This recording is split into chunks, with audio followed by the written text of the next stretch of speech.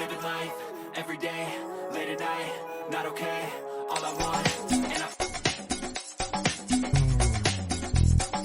Showbiz Kachika TV.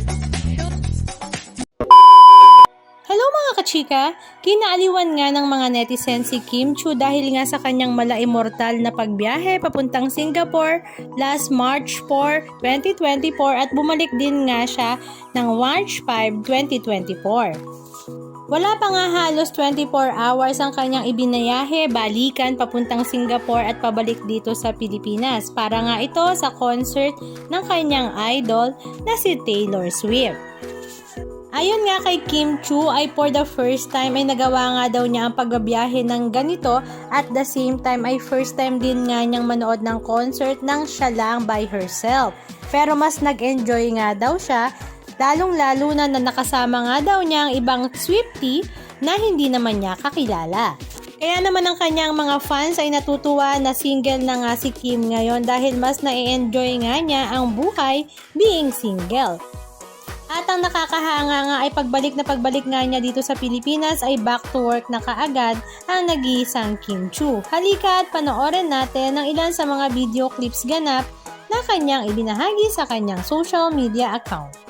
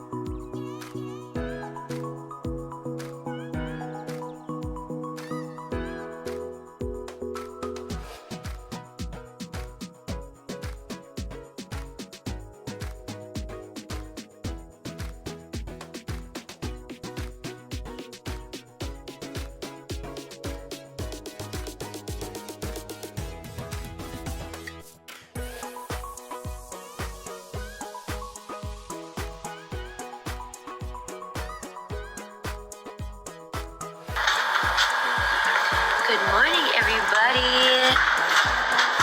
Good morning, Auntie Heidi. Anong masasabi nyo mga kachika? Just comment down below. And please don't forget to subscribe.